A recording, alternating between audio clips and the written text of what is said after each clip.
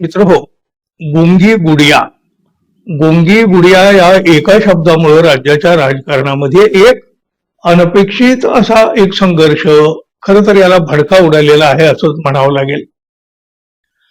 राष्ट्रवादी पक्षाच्या प्रमुख सुनेत्रा पवार यांना काँग्रेसचे प्रदेशाध्यक्ष हर्षवर्धन सपकाळ यांनी गुंगी गुडिया असं म्हटलं आणि या दोन्ही पक्षातला संघर्ष वाढला. अजित पवार यांच्या राष्ट्रवादीच्या कार्यकर्त्यांनी काँग्रेसच्या कार्यालयावर हल्लाबोल केला. हर्षवर्धन सपकाळ हे मात्र आपल्या या शब्दावर अजूनही ठाम राहिलेले आहेत. इंदिरा गांधी यांना देखील एकेकाळी गुंगी गुडिया असं म्हटलं गेलं, पण आपण गुंगी गुडिया नाही हे त्यांनी आपल्या कर्तृत्वातून सिद्ध करून दाखवलं. त्यामुळं पुढं अटल बिहारी वाजपेयी यांच्यासारख्या माणसालाही इंदिरा गांधी यांना दुर्गा असं म्हणावं लागलं. इंदिरा गांधी या स्वकर्तृत्वानं कणखर स्वरूपाची प्रतिमा त्यांनी तयार केलेली होती. आज जर आम्ही टीकेच्या माध्यमातून सुनेत्राताईंना कुठं गुंगी गुडिया म्हटलं असेल तर त्यांनी हे सिद्ध करावं की त्या दुर्गा आहेत.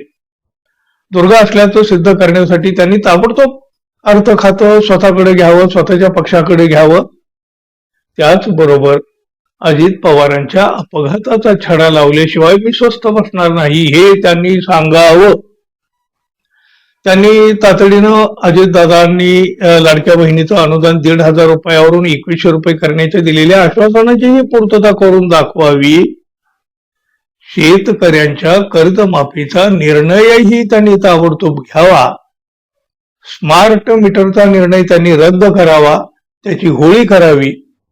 आणि जर त्यांनी हे केलं तर आम्ही जे आरोप केले ते चुकीचे ठरतील आणि त्यांना महाराष्ट्र दुर्गा म्हटल्याशिवाय राहणार नाही असं सपकाळ यांनी म्हटलं.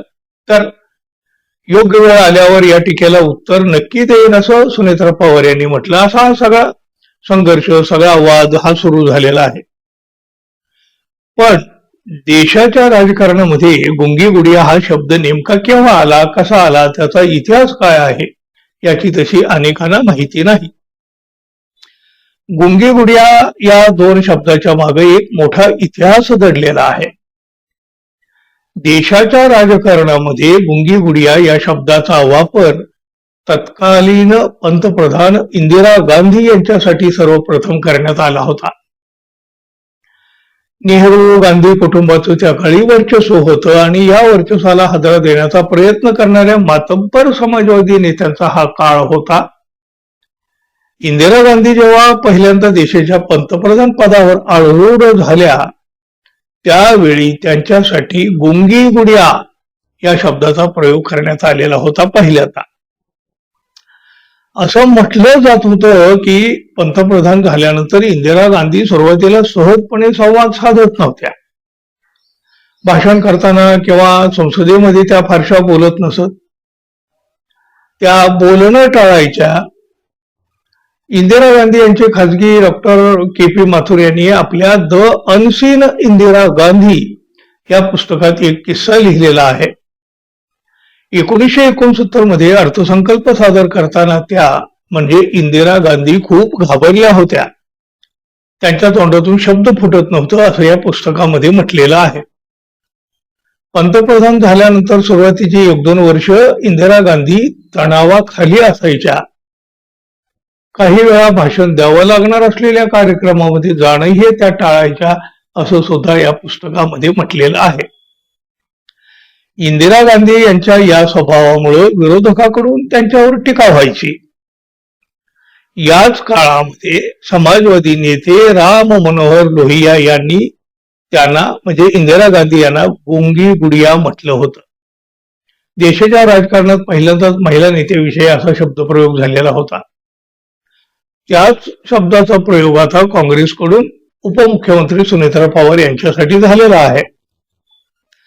पंतप्रधानपदी असताना गुंगी गुडिया ते आयर्न लेडी असा इंदिरा गांधी यांचा प्रवास झाला. आपल्या कार्यकाळात त्यांनी कणखर पंतप्रधान म्हणून जगात आपली ओळख निर्माण केली. इंदिरा गांधी यांच्या कार्यकाळातच पाकिस्तानचे 2 तुकडे आणि बांगलादेशची निर्मिती झालेली होती. अमेरिकेसारख्या महाशक्तीचा दबाव इंदिरा गांधी यांनी त्यावेळी झुगारून लावलेला होता. ज्यांना गुंगी गुडिया म्हटलं गेलं त्या इंदिरा गांधी यांच्यासारख्या कणखर पंतप्रधान पुन्हा या देशाला लाभल्या नाहीत.